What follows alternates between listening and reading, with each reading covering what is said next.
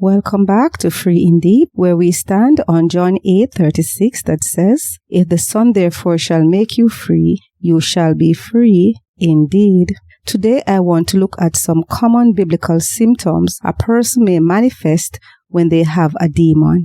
A person who have a demon might find themselves compulsively sinning against their will. Satan caused Judas to dishonestly gain money at the cost of Jesus' death. And King Saul also became very angry after he picked up an unclean spirit and even tried to murder Saul. 1 Samuel 19:9-10. Babylon was known as a habitation of devils, Revelation 18:2, and it was well known for sins of every kind, indicating that demons can and do promote sin in a person's life.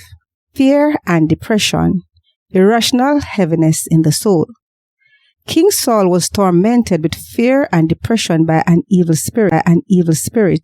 1 Samuel 16 verse 14. Now the Spirit of the Lord had left Saul, and the Lord sent a tormenting spirit that filled him with depression and fear. The Bible also speaks of spirit of heaviness in Isaiah 61, 1-3, where it speaks of how Jesus came to preach from such spirit and give us a garment of praise in exchange for the spirit of heaviness. There are a lot of people today who suffer from irrational fears, depression, headaches, nightmares, etc. from demon spirits, and after a successful deliverance, they are set free. Unhealthy obsessions. Obsessions with things such as death, like the man in Mark 5:3 had, who had his dwellings among the tombs, clearly demonstrate a demonic bondage. Usually obsession with items of darkness, death, occult, demons, blood, etc. is wrong. Constant calamities in one's life. Job is a good example of what the demonic kingdom can do in a person's life.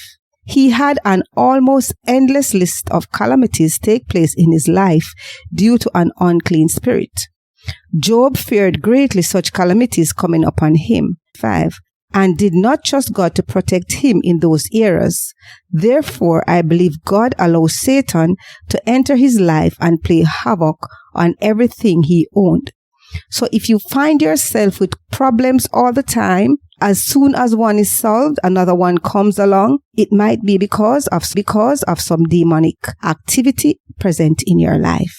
Physical health problems. The woman with the spirit of infirmity in Luke 13:11, she couldn't lift up herself because she was crippled over. Arthritis is found to be demonic by many ministers today. Job suffered physical affliction from evil spirits by means of boils all over his body. Job 2:7. Matthew 9:32-33 speaks of a man who was possessed with an unclean spirit that caused him to be unable to speak. Matthew 9:25 also speaks of a deaf spirit. When Jesus saw the people came running together, he rebuked the foul spirit, saying unto him, Thou dumb and deaf spirit, I charge thee, come out of him, and enter him no more. Mental health problems and insanity. In Matthew 17:15, a lunatic as a result of indwelling demons. Mental problems are clearly shown in other parts in the Bible as well, including the man with the legion in Matthew 5:2-5. And when he came out of the ship immediately, there met him out of the tombs a man with an unclean spirit, who had his dwelling among the tombs, and no man could bind him, no, not with chains, because he had been bound with fetters and chains, and the chains had been plucked asunder by him, and the fetters broken in pieces, neither could any man tame him, and always night and day he was in the mountains and in the tombs crying and cutting himself with stones. Does that sound like someone who is in their right mind to you? Why would someone in their right mind be roaming in the tombs? This tells me that there was a spirit of death involved and gave him exceeding interest in the dead. Who in their right mind would be roaming in night, crying and cutting themselves with stones? When Jesus cast those demons out, the man was said to have been in his right mind once again. Supernatural strength or abilities. The girl with the spirit of divination was able to foretell the future through the evil spirit in Acts 6:16. It is a pretty solid proof that a person has a demon if they have magical powers, such as the magicians who laid out their staffs and they turned into snakes before Moses in Exodus 7:12. The man with the legion of spirit was known to have superhuman strength in Matthew 5:2-4. No man could bind him, no, not with chains, because he had been often bound with fetters and chains, and the chain had been plucked asunder by him, and the fetters broken in pieces. Neither could any man tame him. Racing compulsive thoughts and mental torment. As you can see from the list above, demons can affect a lot of areas in a person's life. One of the ways it works is through our thought lives to cause fear, depression, and torment. The Bible also uses the term vexed with a devil, which means to be tormented or troubled by an evil spirit. It is not uncommon for a person with a demon to testify to racing thoughts that are completely against their will. How to get free from demonic oppression. Getting free from demonic oppression requires you to change your life completely. And by changing your life, I mean stop living in sin. And sin is not only the big sins such as fornication, adultery, witchcraft.